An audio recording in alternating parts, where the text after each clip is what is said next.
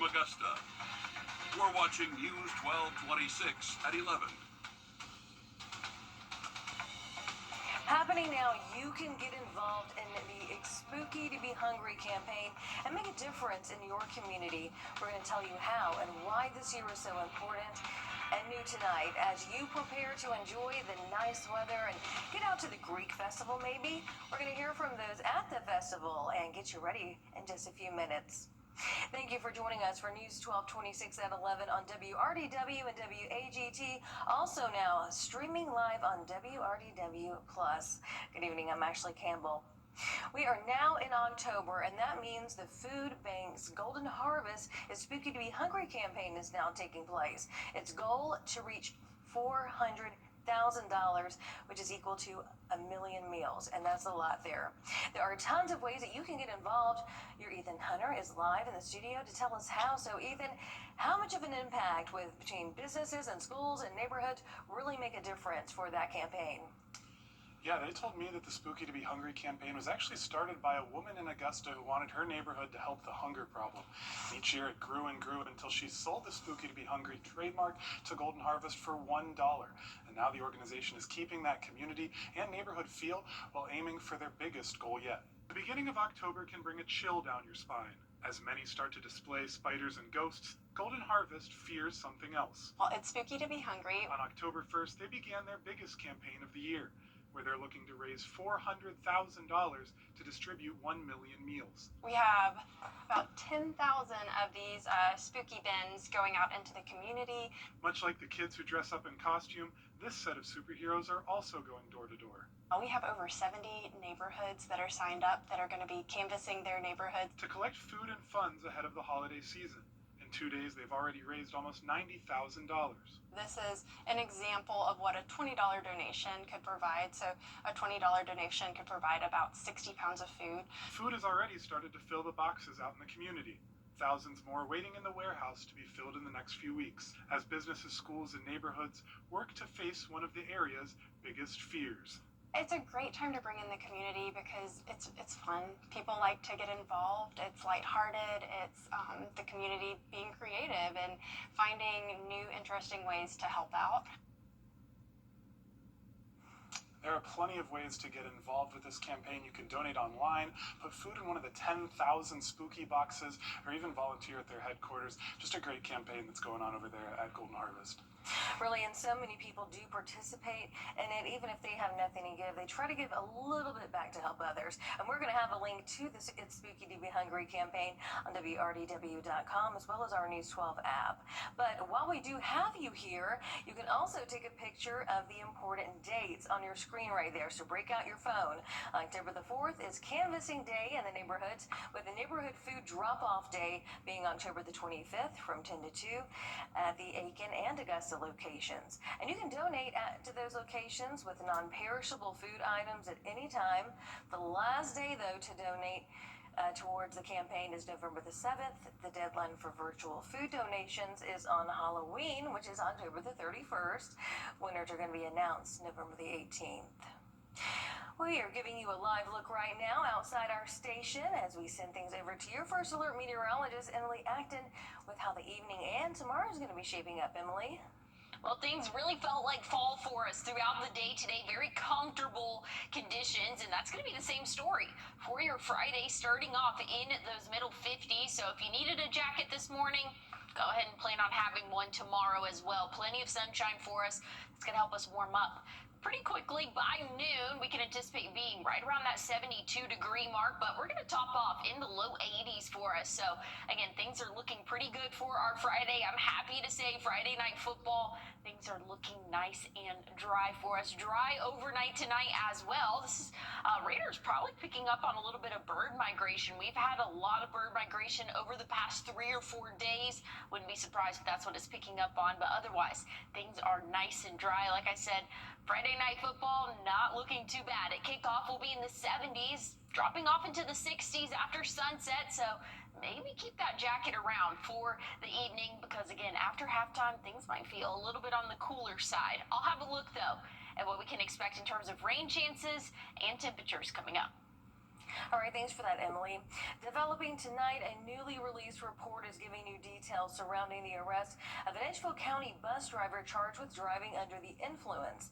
62-year-old Janice Waldorf, who you see there on your screen, was bringing Meriwether Elementary second graders from a field trip on September the 25th. That's when law enforcement officers pulled over the bus on I-20 to perform a sobriety test. She was found to be under the influence of medications, not alcohol. Specifically, the incident report says that she was under the influence of central nervous system depressants. The report says that Waldorf was found with 6 bottles of prescription medication without a date and 11 more bottles that did have dates. Waldorf is charged with driving under the influence, less than 0.10%, and child endangerment. The community is responding as a Richmond County deputy recovers from being shot multiple times on Washington Road early this morning. Deputies say it happened during a shootout near a BP gas station there. Deputy Victor Rodriguez was shot twice below his bullet-resistant vest by 20-year-old Dalen Elder. But the sheriff's office says that Rodriguez should make a full recovery.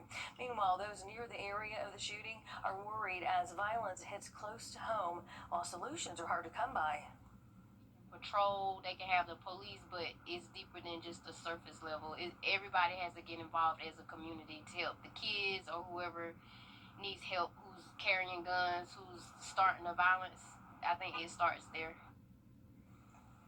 As for the suspect, deputies say that Elder was seriously injured after the shot at a second deputy, leading to Corporal Amanda Donald to shoot back, hitting him in the chest. And the thing is, Elder was not who deputies were even searching for, but he ran thinking that they were after him due to there being 11 warrants out for his arrest. Deputies were called after a victim reported being robbed at the BP, and Deshaun Hunt was arrested in connection to that, along with a 17-year-old Ashton Wimberly and 28-year-old Dante White. They were caught during a traffic stop. Deputies are still searching for the white male on your screen. He's wanted for questioning in that robbery. And this is the 7th shooting involving a deputy or officer in the CSRA this year. Governor Brian Kemp, Representative Rick Allen, Georgia Attorney General Chris Carr, and others putting out statements thanking law enforcement and praying for the recovery of Deputy Rodriguez. Well, it is the second day of the government. New tonight, the Columbia County School District's Teacher of the Year was announced. The 5 finalists were Jonah Gaskin from Westmont Elementary School, Kristen Mathis from Evans High School, Lauren O'Neill from Cedar Ridge Elementary School, Tiffany Tanner from Parkway Elementary School, and Nancy Morris from Columbia Middle School. The winner, music education teacher Tiffany Tanner, and she spoke with us after the big win. There's no better career. I was given the talent of music and the passion of teaching, and being able to put that together and do that every day is just a blessing. All right, so now she is going to be representing the Columbia County School District at the state level. Congratulations to her. Tomorrow is day 2 of the Greek Festival at the Holy Trinity Greek Orthodox Church on Telfair Street. This is a look from day 1 today. You may have seen your First Alert meteorologist Emily Acton there this afternoon, helping cook some of that lamb and beef gyros. I know she has some baklava. The festival runs through Sunday, and while News 12 was there tonight, we heard from the chairman about this weekend. We just look forward to the community coming out and supporting our festival this year. We're grateful for the weather and the community that supports us, and we're looking forward to an awesome weekend. I go every single time I can. It's just a great experience there with dancing, music, and of course, the food. So tomorrow and Saturday, the festival runs from 11 in the morning to 9 in the evening, and Sunday from 11 to 6. Emily, the weather should be great for it as well. They have their own personal forecast. Yeah, things are looking really good. As we go throughout the next couple of days, I'm happy to report Friday Night Football. Things are looking a lot different than they were last week. I'll have a look at what the rest of our 7-day forecast looks like coming up. Parker's Kitchen chicken tenders are nearly twice the size of our competitors. They're juicier and crispier and fresher. It's a better deal, period. And they are huge.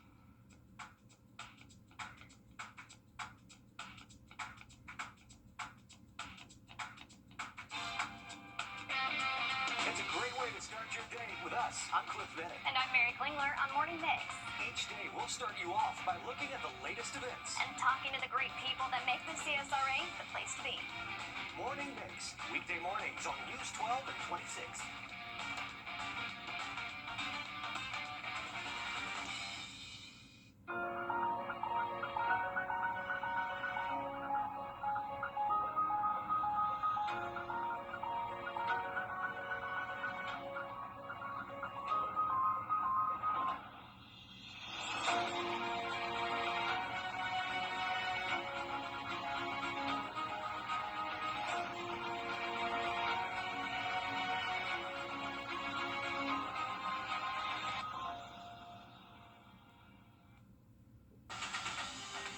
Now, your first alert weather with meteorologist Emily Acton.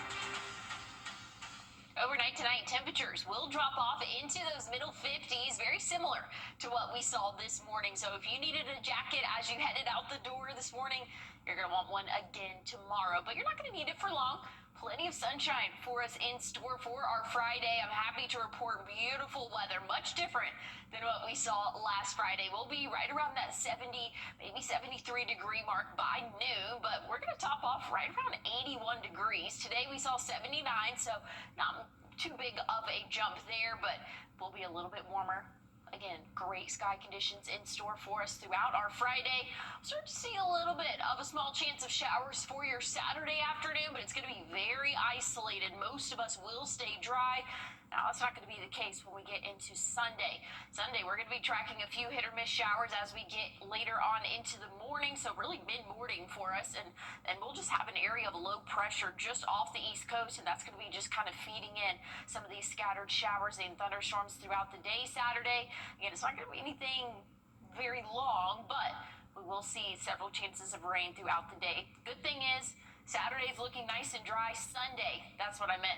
That's when we're going to see the scattered showers for our area. But really Monday, Tuesday, that's when we'll also be tracking some of those isolated to scattered showers for us. But most of us will be able to get through a good portion of the day without seeing rain. Again, it's just going to be hit or miss for our area. And it's something that we need. We definitely need to see rainfall. This is the newest drought monitor that came out today. Abnormally dry conditions for a good portion of the CSRA. Moderate drought conditions here in this tan color, so any rainfall we can get, we definitely need it. I was a little bit surprised that we were seeing moderate drought conditions just after the rainfall we had last week, but it was so isolated. So some of these places, again, seeing that moderate drought just did not get enough rain. Here's what I'm talking about with that area of low pressure here. This actually only has a 30% chance to change that here of developing into a named storm. What that means for us here in the CSRA, just feeding in a little bit more moisture for us as we go throughout the weekend and throughout the start of next week. So again, things are not looking too extreme for us in terms of tropics, but definitely going to bring some rainfall for our area. Overnight lows will start to rise as we go throughout the end of the weekend into the start of next week. Temperatures will stay right around that 80 to 85 degree mark, anywhere between there. Cold front will push through Wednesday. That's going to bring some chances for some showers and thunderstorms. All right, thanks for that, Emily. A deadly terror attack at a synagogue ahead of Friday night football. Thompson High School showing off its newest grounds crew member. Straight ahead in sports, we're giving you an inside look. We'll be right back. The Rooms to Go 12-day fall. First Alert Radar, powered by Jim Hudson Automotive Group. On your sideline, sponsored by Chandler Law Firm. Friday nights take a lot of work, especially if you're the one lining the field and getting it ready for kickoff, or you could just hand that job off and watch the magic happen. Joseph Doran takes us inside the Brickyard as we get ready for our Game of the Week. It's easy to overlook the amount of hard work put into getting a high school field ready for play. Over at Thompson, that's where John comes in. It takes us parts of 3 days to get ready, and so now we're getting that down to about 4 hours in one day. Neil Tam says Thompson invested in John ahead of the 2025 football season, a universal robot that helps make game days a reality, not just in the Brickyard. we're programmed to do 5 fields. Our football practice field can do football or soccer. This field can do football or soccer. We do our baseball fields at the middle school and the high school and softball field. You can play in a softball field, baseball field in about 10 minutes. The way John works, GPS satellite, still under watchful eyes of the Bulldogs grounds crew, keeping the field of play as straight as an arrow while cutting costs to the school and county on materials and maintenance. Saves us a lot of money over the life of the machine. It also allows us to take where we were pulling extra maintenance guys to come help get the field ready. Now we can put them on other maintenance work orders instead of having them at the field. John will be a centerpiece of Thompson athletics for at least the next 3 years. Then the school will decide whether or not he should be brought on full time. We asked John about his future in the Bulldogs family. He's so happy that he could do the robot. Thompson will welcome in Burke County Friday night for our game of the week, where the field will be primed and ready for another successful night of Under the Lights. Reporting from the Brickyard, I'm Joseph Doring, on your side. The road to the GHSA 2A Region 4 title will run right through Main Street. Burke County spoiled Thompson's season last year in the quarterfinals. In fact, the Bears have had the Bulldogs' number as of late, winning 4 straight against Thompson. Franklin Stevens has Burke County out to another 5-1 start by week 7. Thompson is finding their footing at just the right time. The Bulldogs took down Laney 35-0 last week. Still, Thompson hoping the Bears won't be their Achilles heel and the showstopper of an area battle.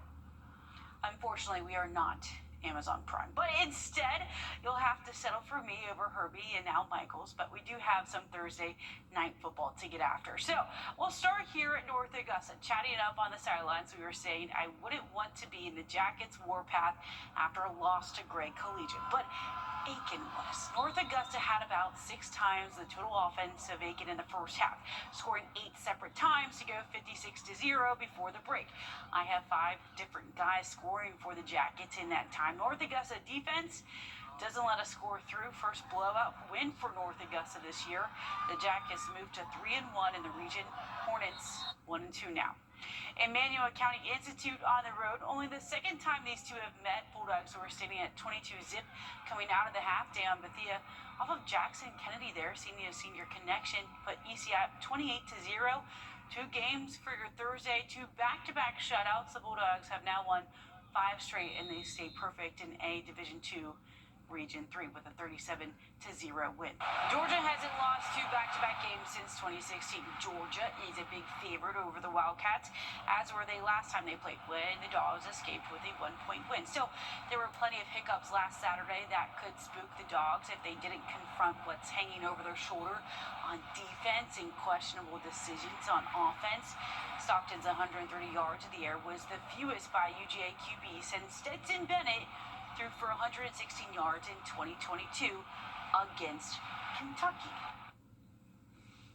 Like we got to go play a really good football team. So I'm not concerned about. I'm glad that they were affected and hurt. There's a lot of college football teams right now. They got teams that the kids don't care.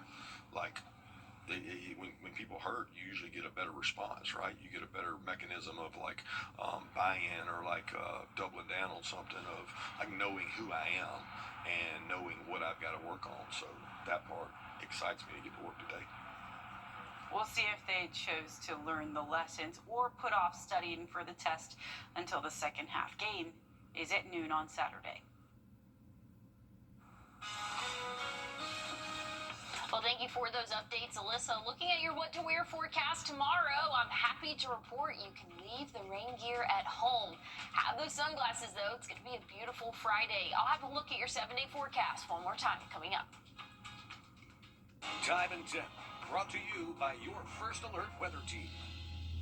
The News 1226 First Alert Radar Network. With up to 10 times the resolution of other local radars and technology that can pinpoint right down to your street. First just got faster. I love my work caring for people. I often assist women who struggle with urinary incontinence, women who have fallen trying to reach the bathroom, or who have damaged skin from too much wetness. It can take a toll on them. At home, I worried for my mother. A lack of sleep due to bladder leakage affected her life. That's why I'm so glad the Purex system is available for home use. It's an innovative option for women who experience moderate to severe bladder leakage. This external system uses a soft, flexible wick placed outside the body to draw urine away from the body and into a collection canister. It's non-invasive and designed to keep the skin dry and stay in place. We trust it to help her throughout the night, so we're all better rested and can enjoy the things we love together. Order yours online at purewickethome.com or call 800-485-6416 today. New external catheters for women and men available for home use. Call 800-485-6416 today. Here's a look at your 7-day forecast tomorrow. Beautiful sky conditions for us. We'll warm up to right around 81, but things are looking great for any Friday night football plan. Saturday, we'll be in the low 80s. Small chance of showers and a little bit more cloud cover coming our way. Rain chances will really start to pick up, though, Sunday, Monday, and even Tuesday of next week. Few thunderstorms possible Wednesday as a cold front will be pushing through, dropping us back off into the 70s by the end of next week. And that is the weather that I like to see. Thank you so much for joining us tonight. We'll be back here same time tomorrow. Have a wonderful evening. Depend keeps you. Thank you. So where were you guys? You don't want to know. We're on your side with team coverage on what we know so far. When breaking news strikes, You spoke with employees from inside the mosque. we're first with the facts that impact you and keep you safe. News 1226 on your side when news breaks.